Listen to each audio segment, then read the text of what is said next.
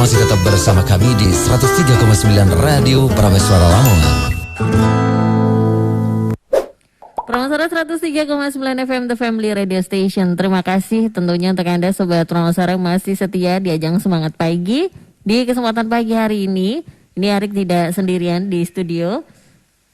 Karena memang sudah ditemani oleh narasumber kita. Ini dari Pradin, yaitu Bapak Nihrul Bahi Al-Haidar SH.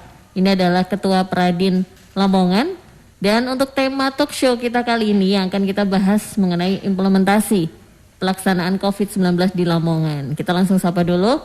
Selamat pagi Pak Nihrul. Selamat pagi, Assalamualaikum warahmatullahi wabarakatuh. Kabarnya sehat ya hari ini ya? Alhamdulillah. Ini kayaknya sudah lama juga nih gak pernah main ke radio nih.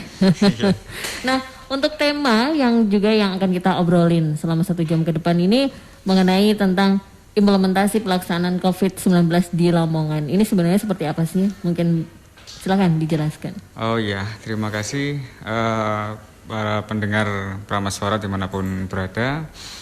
Nah, pada intinya kita di sini berkenaan dengan konstitusi, di mana dalam Undang-Undang Dasar 1945 Pasal 28H ayat 1 tentang hak asasi manusia, bahasanya di situ disebutkan setiap manusia berhak untuk hidup, berhak untuk mendapatkan kesehatan yang layak, dan ini adalah dilindungi oleh undang-undang. Nah, pada prinsipnya berkenaan dengan karena ini juga penyakit ini tidak hanya sifatnya nasional atau lokal, tapi ini adalah menyeluruh secara internasional. Nah, sehingga penanganannya pun ini menjadi status darurat nasional juga. Nah, kemudian kemarin pemerintah Republik Indonesia pun mencanangkan ini darurat kesehatan seperti itu. Nah, kemudian dalam penanganannya ini saya kira sudah cukup bagus. Cuman ada beberapa hal mungkin yang menjadi evaluasi juga. Nanti juga kita sebagai masyarakat juga harus turut serta mengawasi. Nah, di sini ada beberapa yang memang sudah cukup baik, seperti di masyarakat, di desa-desa, di gang-gang. Nah, sudah ada bilik-bilik seperti itu. Nah, kemudian ada posko-posko itu. Kemudian di tiap-tiap rumah juga sudah ada untuk menjaga kebersihannya. Kemudian tiap pribadi sampai juga membawa masker dan hand sanitizer seperti itu. Nah, ini adalah upaya atau langkah sosialisasi pemerintah terhadap masyarakat untuk menjaga imunitas di dalam tubuhnya sendiri. Nah, selain itu yang lebih penting juga terkait karena stay at home beberapa bulan sampai beberapa hari yang kemarin juga masih berlangsung. Iya. Nah, itu juga sampai kemarin suasana lebaran seperti nggak lebaran gitu, nggak ada lebaran sama sekali. Nah, ini yang menjadi pertimbangan juga pemerintah terkait kebutuhan yang harus bisa dipenuhi oleh masyarakat. Nah, kemudian dari pemerintah pusat pun juga telah mencanangkan beberapa program atau mungkin bentuk bantuan, entah itu dari mulai sembako ataupun yang lain. Nah, dalam arti di sini ini sudah langkah nyata pemerintah dalam mengantisipasi, dalam melaksanakan terkait pelaksanaan COVID ini. Dan kemudian Lamongan sendiri ini trennya juga masih naik, tapi sudah cukup bagus dalam arti tiap hari ini pun sudah masyarakat sudah mulai bisa menjaga diri itu, dan sehingga kemudian yang sakit-sakit pun yang positif setelah rapid test ataupun yang lain swab juga ini sudah mengalami penurunan. Jadi yang sakit-sakit juga sudah sehat semua. Nah, kemudian Lamongan juga ini juga satu anugerah tersendiri dalam arti di Jawa Timur. Nah, ini yang ada cuman di Lamongan yang ada rumah sakit COVID-nya ini. Nah, ini adalah langkah pemerintah yang cukup bagus dalam menangani atau mengantisipasi nanti hal-hal yang tidak diinginkan. Dalam arti ini nanti juga ke depan rumah sakit ini akan banyak dari daerah-daerah yang akan datang ke sini juga. Nah, ini juga menjadi langkah kita bersama. Kita harus tetap hati-hati, lebih-lebih wilayah yang dekat dengan lokasi ini juga itu. Wilayah Itu mungkin yang dekat. gambaran Ini radio seperti juga deket nih kayaknya ya. Iya, ini studionya ini deket ini. Ini memang hal-hal yang mengenai COVID juga di Lamongan ini menjadi suatu hal yang ya ini baru juga ya Pak ya, karena memang seperti yang dibilang tadi di Jawa Timur, di Lamongan didirikan rumah sakit dan lain sebagainya, dan mengenai tentang kesehatan atau kesadaran masyarakat mengenai COVID ini, banyak di antara kita yang memang sudah sadar dengan menggunakan masker salah satunya dan lain sebagainya, menjaga kesehatan. Nah ini mungkin dari Peradin juga mungkin juga mengambil apa ya istilahnya, hal-hal yang berkaitan juga kah dengan ini? Iya.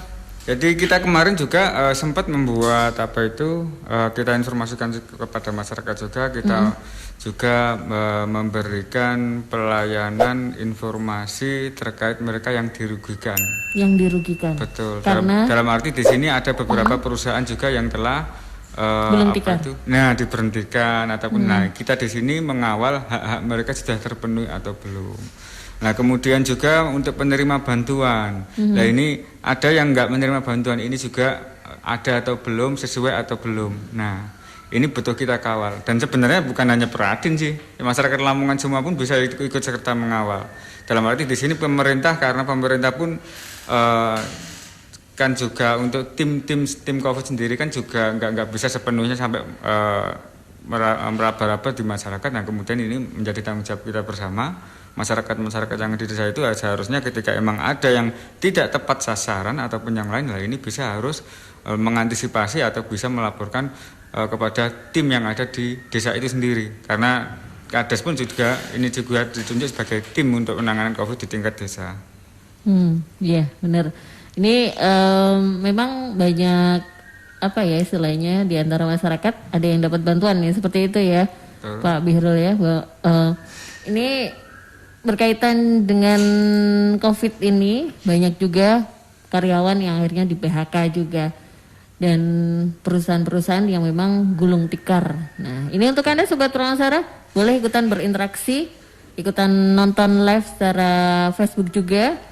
Ini sudah disiarkan, jadi untuk Anda yang mau tanya boleh via WhatsApp-nya Prameswara di 081-230-21039. Kita akan kembali lagi, tentunya masih di ajang Semangat Pagi. Ini nyambungin obrolan kita juga tadi, bahwa memang ya itu tadi mengenai tentang COVID, bantuan COVID ke masyarakat, banyak di antara masyarakat yang memang sudah mendapatkan ya Pak Nirul ya. Betul. Ya. Mungkin boleh untuk sambil bercerita juga dari Peradin ini. Iya, terima kasih. Jadi beberapa waktu yang lalu juga, ini sebelum bantuan-bantuan itu sempat turun. Nah ini ada beberapa masyarakat itu sempat dimintai urunan.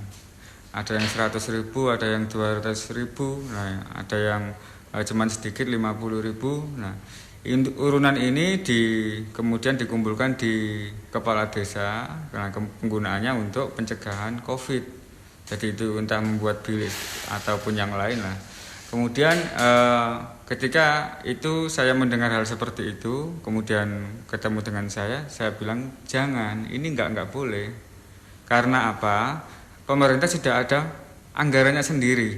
Dalam arti terkait kewaspadaan, penanganan sampai pada ketika ada nanti warga atau masyarakat yang memang ada positif terkait COVID ini. Nah kemudian karena masyarakat juga banyak yang kurang tahu berapa besarnya anggaran, kemudian di tingkatan desa terutama, nah bahasanya ini APBDes ini bisa digunakan untuk pelaksanaan COVID ini juga untuk antisipasinya. Nah jumlah totalnya juga ini menyesuaikan, ada yang persentasenya 30%, ada yang 20%. Nah, ini menyesuaikan. Yang jelas melalui Permendes, ini Menteri Pedesaan. Nah ini sudah ada instruksi melalui surat edaran juga bahwasanya penanganan COVID ini bisa dianggarkan melalui dana desa. Nah demikian halnya juga dengan kelurahan. Jadi beberapa sempat kemarin juga ada permasalahan mengapa ini kok masih ditarik padahal ini juga sudah ada anggarannya. Nah ini yang menjadi penting bagi kita bersama bahwasanya kita ketika masyarakat tahu, masyarakat memahami bahwasanya ini sudah ada anggaran yang nanti bisa diresap atau bisa digunakan. Nah ini jangan serta-merta terus ngasih seperti itu. Apalagi mereka yang tidak mampu ini kan nanti kasihan juga. Benar. Beda halnya ketika emang kita secara individu, aku pengen nyumbang wong iki kasih sembako nggak masalah. Yang jelas ketika emang ini ada bersama-sama kemudian melalui kades atau melalui lurah ini nggak boleh. Ini melanggar ini namanya. Karena apa? Ini sudah ada anggaran tersendiri itu. Oke. Ini memang edukasi ke masyarakat ini cukup penting ya, betul, Pak Nirul. Bahwa memang di antara kita mungkin sebenarnya pengen menyuarakan, tapi ada mereka-mereka yang akhirnya nggak berani atau nggak tahu ini ngeluhnya kemana ya kira-kira. Nah ini jadi polemik tersendiri nggak sih? Kalau mungkin dari pengalaman dari Peradin sendiri yang langsung tahu ke lapangan masyarakat-masyarakat yang memang mereka nggak mau sebenarnya mengeluarkan uang untuk ini tadi sumbangan, salah satu contohnya sumbangan, kenapa harus ditarik gitu. Mungkin ada masyarakat yang sempat ngobrol langsung sama Pak Nirul. Iya, jadi emang alasannya emang ya dari perangkat, emang waktu itu perangkat mengatakan bahwasanya karena dananya nggak ada, bilang seperti itu. Nah ini kan juga nanti masyarakat yang dibodohi hal seperti itu. Dananya nggak ada. Nah, kemudian ketika dana nggak ada, kemudian melalui RT ini semua dipanggil agar ada sumbangsih atau sumbangan dari masyarakat. Nah ini yang harus diluruskan. Apalagi sekarang masyarakat juga semua bermedsos. Ini harus tahu juga semuanya bahwasanya anggaran-anggaran ini banyak di situ. Nah, kemudian yang menjadi kebersamaan kita dalam pola mengawasi ini juga terkait tepat sasaran atau enggak. Nah, jadi ini juga ada beberapa kemarin sampai ada yang melakukan pemotongan beberapa tempat. Nah, kemudian akhirnya enggak sampai ada proses agar pemotongan ini segera diberikan pada orang yang telah menerima itu. Enggak boleh dipotong. Kalaupun memang belum dapat, nanti mungkin di bulan depannya nanti akan dapat karena memang anggaran ini bertahap. Seperti itu. Iya, memang banyak cerita ya mengenai bantuan COVID ini. Banyak sekali cerita, mulai dari media sosial. Ada yang mereka mengembalikan. Saya merasa mampu, kenapa saya dikasih bantuan. Ada yang setiap di depan rumah ada diberi bantuan tanpa pandang, tanpa menggunakan catatan. Ini KTP-nya masuk nggak atau dan lain sebagainya. Ada yang memang mereka diberi bantuan tapi tidak sesuai atau tidak tepat sasaran. Ini banyak sekali di media sosial. Bahkan mungkin dari Lamongan sendiri, setahu Pak Nirul mungkin ya. Ini kalau di Lamongan, ini seperti bagaimana? Ya, saya kira sama sih. Lamongan juga sama seperti itu juga. Beberapa tempat, makanya itu menjadi evaluasi untuk tim gugus COVID-nya. Bukan berarti ketika memang sudah melaksanakan semua amanah undang-undang, kemudian sudah melaksanakan sesuai dengan peraturan yang berlaku, kemudian telah selesai, enggak seperti itu. Jadi kita pun juga bisa mengkritisi, kita pun bisa mengevaluasi. Yang jelas ini adalah untuk kemajuan bersama, untuk kita bersama. Apalagi penanganan kesehatan ini enggak bisa sendirian, kita harus tetap bersama-sama. Nah, jadi kita tetap kadang-kadang ini menjadi evaluasi juga, karena apa? Kadang-kadang di tim gugus COVID sendiri ini bentuk transparansinya ini yang masih kurang. Dalam arti kadang-kadang ketika ada pasien yang datang kemudian dilakukan dicek semua yang lain, diputuskan positif ataupun yang lain, tidak dilihat dulu rekam jejaknya seperti apa. Nah ini kan seharusnya seperti itu. Apalagi beberapa kemarin juga sempat menjadi masalah yang meninggal di Turi kemarin juga, bahwasanya dia sudah positif tapi ternyata swab testnya kan belum. Nah swabnya itu ternyata negatif. Nah sampai-sampai masyarakat penanganannya karena sudah kematian itu sudah melalui proses seperti COVID seperti itu, akhirnya masyarakat pun nggak berani, dan ini imbasnya ini adalah masyarakat atau mungkin orang yang di rumah itu yang dirugikan, akhirnya dijauhi, akhirnya timbul trauma. Nah ini siapa yang bertanggung jawab untuk mengatasi trauma ini? Nah, jadi sampai beberapa tujuh hari sampai waktu itu nggak ada tahlilan dari masyarakat ataupun yang lain sampai dijauhi sama sekali. Nah, ini kan kasihan. Nah, makanya ini juga saya kira butuh ketegasan dari tim gugus COVID sendiri agar ketika emang ini benar-benar positif dan telah swab emang benar-benar positif nggak masalah. Tapi jangan ketika sudah positif kemudian ketika di swab pun ini negatif kemudian sudah digembur-gemburkan seperti itu. Nah, ini mungkin yang karena emang diakui atau enggak emang alat di kita pun juga masih terbatas. Nah, tapi jangan ini menjadi persoalan nanti di masyarakat yang timbul seperti halnya yang ada di Turi. Gitu. Benar. Memang kalau kita bicara tentang COVID-19 di Lamongan saja, ini banyak cerita gitu. Berbagai macam cerita mulai dari pemakaman atau pasien yang belum dinyatakan positif tapi ternyata kabarnya positif atau sebaliknya gitu ya, atau tentang bantuan dan lain sebagainya. Ini banyak sekali rentetan cerita. Sempat juga ada yang ikutan berinteraksi di WA-nya Perang Suara. Ini karena memang bantuan-bantuan yang yaitu tadi tidak tepat sasaran dan lain sebagainya. Nah, ini untuk Anda Sobat Perang Suara, waktunya boleh banget untuk menanyakan ya, yang memang ada, oh iya ya kayaknya saya ini, nah boleh ikutan berinteraksi di WhatsApp-nya Perawan Suara di 081230210399. Nanti kita akan kembali lagi tentunya masih di ajang Semangat Pagi. 103,9 FM The Family Radio Station Prameswara. Anda masih menyimak Semangat Pagi Sobat Promosara. Kalau mungkin Anda sudah lihat dari awal ya yang sudah kita obrolin bersama dengan Ketua Pradin Bapak Nihrul Bahi, bahwa memang banyak sekali hal-hal mengenai COVID-19 ini, tidak hanya penyembuhan dari pasien saja, bahwa memang banyak sekali dampaknya. Ada bantuan, ada juga itu tadi cerita-cerita mengenai pasien yang meninggal dan lain sebagainya. Ini di Lamongan Pak Nirul mungkin bisa berbagi cerita juga ke Sobat Promosara dari Pradin. Ya. Saya kira masih untuk seputaran yang penanganan pasien ini seru.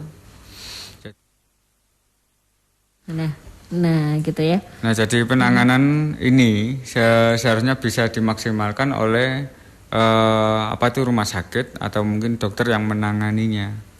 Dalam arti ketika ini mungkin yang masyarakat yang harus tahu ini, ketika emang orang yang sudah punya penyakit sebelumnya dan sudah pernah ditangani oleh dokter juga sebelumnya, ketika itu diperiksakan kembali di rumah sakit, nah ini harus tahu rekam jejaknya dulu. Ini yang lebih penting. Karena apa? Ketika emang dokter yang terbaru kemudian memeriksa ini langsung positif seperti ini juga ada ini juga salah.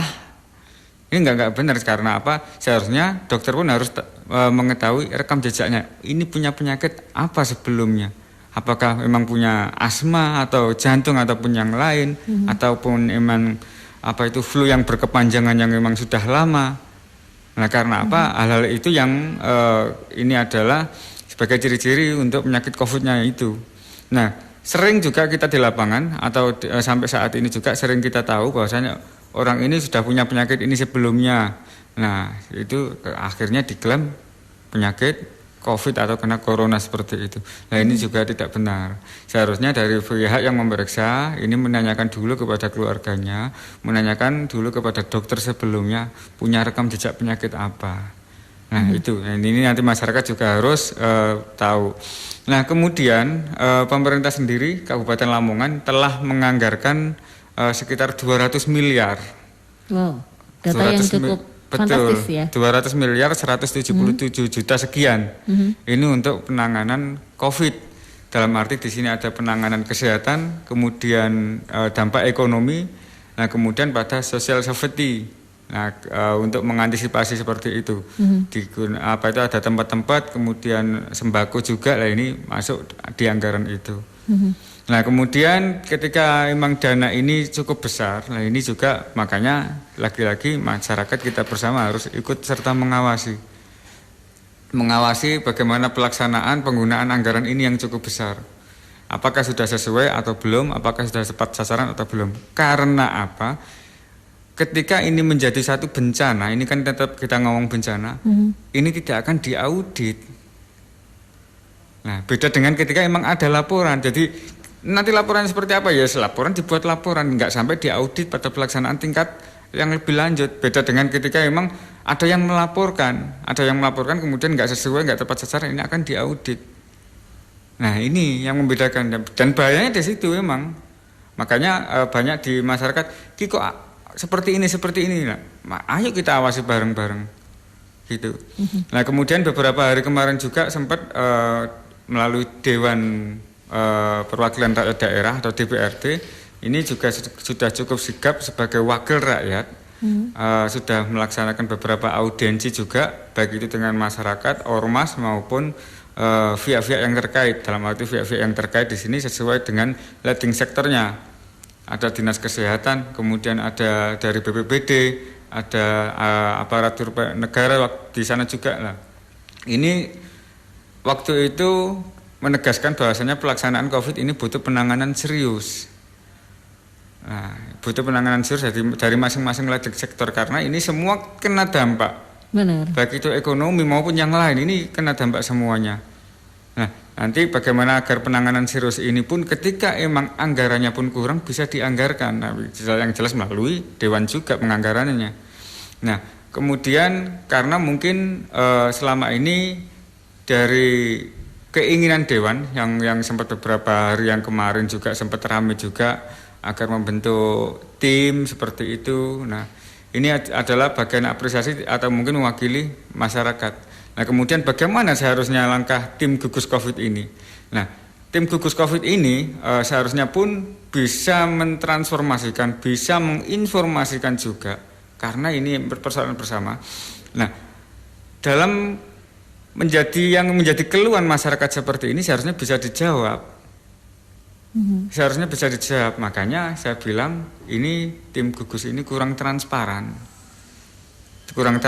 dalam hal pelaksanaan, kemudian penganggaran penggunaan ini sasarannya seperti apa. Nah, ketika emang tim gugus seperti ini kita biarkan, ya nanti akan menjadi masalah, menjadi polemik juga. Walaupun ini nanti nggak bisa diaudit, tapi bisa juga dilaporkan. Nah, makanya kita sebagai masyarakat harus tetap sigap.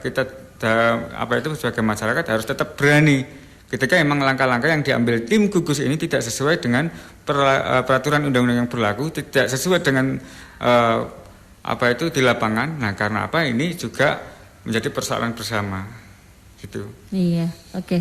Ini menjadi persoalan bersama ya, itu perlu menjadi garis bawah tersendiri bahwa memang mengenai COVID ini, khususnya di beberapa daerah juga di Lamongan, khususnya di desa-desa yang mereka banyak cerita. Tadi yang sempat juga dikatakan sama Pak Nirul bahwa ya ada yang seperti ini, ada yang seperti itu. Ini menjadi hal-hal baru. Pak Nirul, kalau mungkin saja ya ada warga Lamongan yang menjadi pasien COVID, sakit, dirawat dan meninggal. Ini untuk prosedur pembiayaan rumah sakit, mungkin pihak dari Peradin mungkin tahu untuk alurnya, apakah mereka ini gratiskah atau bagaimana? Karena menjadi pasien COVID ya. Ini gimana Pak? Mungkin tahu? Iya, emang itu kemarin juga ada yang beberapa kok ditarik. Ini kan masuk anggaran ya? Masuk anggaran nggak nih? Ya, jadi terkait pasien yang memang sudah positif, sudah rapid test dan memang dia positif, nah kemudian akhirnya meninggal. Nah, ini adalah memang sudah menjadi tanggung jawab pemerintah. Jadi menjadi tanggung jawab pemerintah sebenarnya ini juga nggak bisa langsung dianggarkan seperti itu. Kemudian kalaupun dianggarkan semua diklaim, wah ini susah ini nanti. Nah, ini menjadi tanggung jawab pemerintah. Jadi ketika emang karena sudah ada anggarannya juga. Nah itu ya, jadi mulai pencegahan, penanganan sampai pada posisi pasien itu meninggal, ini juga masuk bagian penanganan. Bukan hanya penanganan ini ketika dia sakit kemudian ketika dia meninggal, ini bukan wilayah saya, kalau mau bayar ini nggak boleh seperti itu. Ngomong penanganannya ketika emang dia sudah sembuh ya sudah, ketika emang dia sampai meninggal ya seharusnya tetap harus ditangani juga. Nah ini sudah ada anggarannya juga itu terkait kesehatannya. Yang lebih penting sebenarnya ada yang mungkin selama ini juga menjadi perhatian kita bersama, mungkin dampak pendidikan. Dampak pendidikan. Ini libur gak masuk-masuk, anak saya protes ini. Ini masuknya kapan gitu ya. Iya sih, sampai banyak orang tua yang juga stres juga. Ya, jadi beberapa kemarin juga ada yang sampai bilang ke saya juga, ini bagaimana agar dari sektor pendidikan ini, nah mungkin ke depan ini melalui apa itu untuk yang new normal ini, melalui new normal ini mungkin bisa dilaksanakan atau mungkin bisa di sistem pembelajaran itu, karena sistem online pun ini juga banyak meresahkannya daripada yang tidak. Banyak yang melaksanakannya daripada tidak. Banyak yang meresahkan. Oh, meresahkan. Betul. Ya seperti halnya contoh kecil aja, contoh kecil ada di beberapa SD, ada di SD atau MI di Kabupaten Lamongan ini juga kemarin dari beberapa orang tuanya juga mengatakan ini bagaimana ketika emang tugas dari sekolah kemudian orang dilaksanakan direkam seperti itu. Nah kemudian dari gurunya, loh Pak bukan seperti ini, Bu bukan seperti inilah. Kemudian orang tuanya pun akhirnya pun marah. Saya tujuannya menyekolahkan di sana itu biar pinter. Saya ini nggak pinter, nggak tahu ngasih pembelajaran seperti apa kepada anak saya. Gitu. Nah, ini contoh kecilnya ya. Iya. Nah, kemudian akhirnya pun guru pun ini juga harus maklum ya hal seperti itu, karena emang kadang orang tua pun nggak paham, nggak ngerti ketika emang menjadi tugas menjadi tugas guru untuk memberikan pendidikan. Nah ini harus bisa difahami hal seperti itu. Dan ini ketika emang nanti berlangsung sampai lama ini juga akan berdampak ini. Nah, makanya ini dari sektor pendidikan ini pun harus menjadi perhatian, karena sampai sekarang pun dari Kemendiknas kemarin juga sudah melalui Presiden bahwasanya tetap pelaksanaan pendidikan bisa di tanggal 13 Juli itu. Nah tapi juga masih sistemnya pun sistem tugas-tugas seperti itu atau mungkin pembelajaran melalui online. Nah kemudian untuk mulai sistem tatap mukanya per Januari. Tapi semoga saja nanti ke depan atau mungkin ini sudah semakin membaik, nah ini bisa berangsur normal dan sesuai harapan kita bersama sekolah bisa tatap muka. Iya, ini banyak juga sekolahan swasta. Saya tadi pagi sempat baca berita juga, banyak dari sekolah-sekolahan swasta SMK ini sudah melakukan stimulasi bagaimana new normal itu diberlakukan ketika di tengah pandemi seperti ini gitu, dengan banyaklah dengan tata cara protokol kesehatan itu sendiri. Untuk Anda Sobat Prameswara, sabar yang sudah ikutan, wah ini ada yang komen di sini.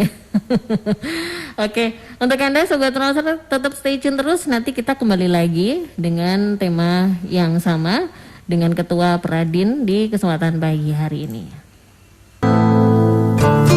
Anda masih tetap bersama kami di 103,9 Radio Prameswara Lamongan. Oke, baik Sobat Prameswara, masih di ajang semangat pagi ya. Jadi dari awal pun Anda yang sudah menyimak langsung live ya, kayaknya pengen tahu gitu kan, bisa lihat di live Facebooknya Prameswara. Anda juga boleh ikutan komen. Ada beberapa komen juga di sana. Ini ada yang mengapresiasi dari Mudo, banyak di antara masyarakat kita yang masih belum mengetahui hukum dan juga undang-undang di negaranya sendiri. Ini jadi sasaran empuk katanya, banyak orang-orang pintar. Jadi untuk radio, nah ini memberikan pembelajaran hukum kepada masyarakat. Memang tadi sempat juga diobrolin juga ya sama Pak Nirul bahwa memang masyarakat harus tahu gitu. Ini tugas kita gitu kan ya. Ini memang diantara kita banyak yang akhirnya nggak terlalu paham juga. Kayak ini bantuan kayak gini emang ada ya anggarannya, atau mungkin COVID kayak gini ini mereka-mereka yang dapat bantuan ini dari mana ya, kayak gitu sempat ada pertanyaan gitu. Menanggapi hal tersebut ini dari Peradin sendiri mungkin sebagai jembatannya ya, masyarakat akhirnya tahu juga, oh ini ada bantuannya khusus COVID dan lain sebagainya. Silakan. Iya.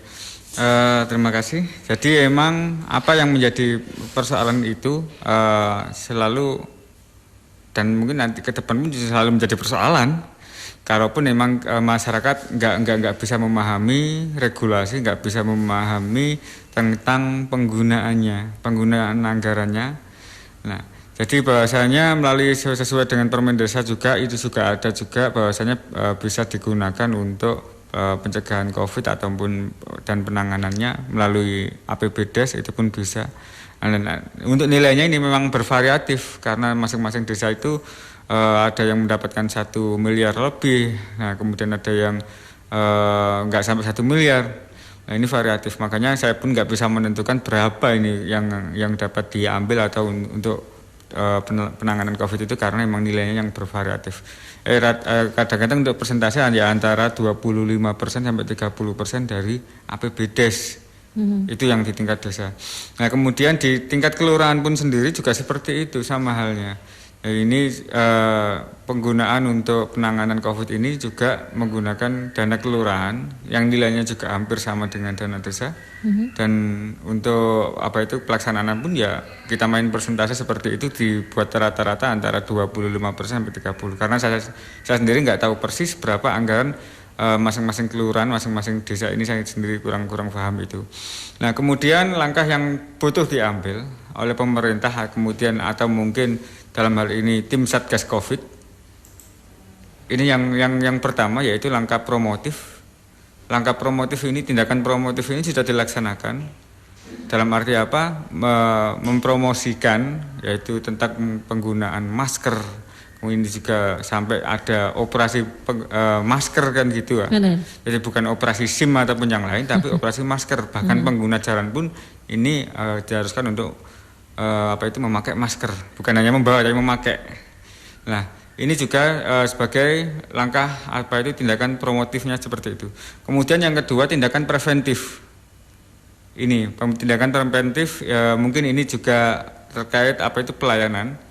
Nah, pelayanan apakah memang sudah di masing-masing wilayah yang paling terkecil pun ini sudah dilaksanakan atau belum?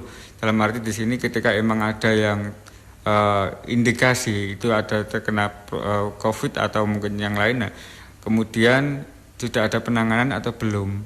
Tapi yang jelas saya kira semua sudah ada tindakan preventif ini karena ini berbasis desa, jadi desa bisa digunakan untuk langkah awal penanganan COVID ini sebelum sampai dibawa ke kabupaten. Nah, dalam arti ketika memang ada pendatang yang datang orang warga desa sendiri kemudian diisolasi mandiri selama 14 hari di situ, nah ini adalah tindakan preventifnya di situ. Nah, kemudian layanan kuratif, tindakan kuratif. Dalam tindakan kuratif ini terkait APD. Alat pelindung diri ini sudah sesuai atau belum, sudah bisa diakses atau belum, bisa digunakan atau belum. Nah, ini menjadi persoalan juga ketika memang ada beberapa yang ketika ingin punya APD ini masih belum bisa terpenuhi. Kemarin sampai ada yang sampai kurang seperti itu, saya menggunakan jas hujan. Nah, ini kan sangat disayangkan hal seperti itu. Karena apa? Ini juga sudah ada anggarannya. Nah, kemudian mungkin memang produksinya yang harus meningkat, mungkin akhirnya untuk beli itu akhirnya nggak bisa secara langsung atau mungkin masih terbatas. Nah, kemudian yang menjadi persoalan juga ini juga ketika memang kita dalam new normal seperti ini, kita dalam kondisi new normal kita juga membiasakan diri untuk tetap menjaga kesehatan bersama-sama. Untuk ketika kita dengan kontak siapapun, nah, kemudian kita harus tetap menjaga jarak, social distance itu tetap ini karena memang anjuran pemerintah dan ini juga cukup efektif, makanya Lamongan sendiri saya kira cukup bagus dalam penanganan hal seperti itu. Ketika memang kita bisa social distance, menjaga jaga jarak dengan teman-teman yang lain dan sosial seperti itu. Nah, kemudian kita dalam bepergian selalu menggunakan alat pelindung diri. Secara sederhana saja, hand sanitizer ataupun menggunakan masker. Nah, ini untuk kita mengantisipasi pencegahan, kita mengantisipasi menularnya wabah virus ini dalam diri sendiri, dan saya kira itu juga cukup bagus. Ya, makanya pada poin-poinnya untuk pelaksanaannya memang sudah cukup bagus sebenarnya. Cuman yang menjadi persoalan yaitu terkait pada pola praktek yang lain, yang mungkin yang tidak dalam tindakan-tindakan seperti itu. Nah, ini yang butuh kita bersama-sama. Ayolah bareng-bareng kita benahi bareng-bareng. Ini untuk Lamongan ke depan, ini untuk pencegahan kesehatan kita bersama. Iya. Memang banyak sekali hal-hal atau dampaknya ya Pak Nirul ya, bahwa pandemi COVID ini berdampak ke bidang perekonomian, pendidikan, atau bahkan yang lainnya juga. Ini sangat berpengaruh, dan juga di Lamongan sendiri contohnya pun ini berbagai hal sudah diupayakan sebenarnya, mulai dari mengupayakan masyarakat untuk membiasakan hidup bersih supaya untuk memutus mata rantai COVID atau virus corona ini dan lain sebagainya. Bahkan beberapa cerita yang lainnya, yang cerita yang tadi sempat diceritakan juga, ada polemik-polemik lainnya seperti data yang tidak sinkron dan lain sebagainya ya Pak ya. Dan ini menjadi suatu hal yang persoalan barukah atau bagaimana nih? Iya, yang jelas dari tim gugus COVID ini sudah memberikan petunjuk bagi di tingkat kabupaten, sampai pada semua desa. Jadi sampai tim gugus COVID sendiri sampai waktu itu memberikan informasi untuk mereka yang kurang, yang miskin atau apa, silakan langsung kirim datanya. Ini apa? Karena untuk mengantisipasi desa ini telat atau mungkin lemot bahasanya seperti itu, agar data ini bisa diakses atau bantuan ini bisa diakses. Nah, makanya pemerintah kabupaten waktu itu langsung bisa silakan untuk yang yang mengajukan untuk bantuan ataupun yang lain. Nah, ini silakan melalui kontak person berapa waktu itu kan seperti itu dari tim COVID. Nah, ini adalah langkah konkret sebenarnya dari tim gugus COVID. Nah, cuman kadang-kadang juga mereka memahaminya keliru. Kadang-kadang ada kesalahpahaman juga. Nah, yang jelas ini data ini dibutuhkan. Ini dibutuhkan karena apa? Untuk agar pemberi bantuan ini tepat sasaran. Tepat sasaran. Betul. Ini jadi mungkin tadi yang ikutan komen juga belum sesuai katanya ya.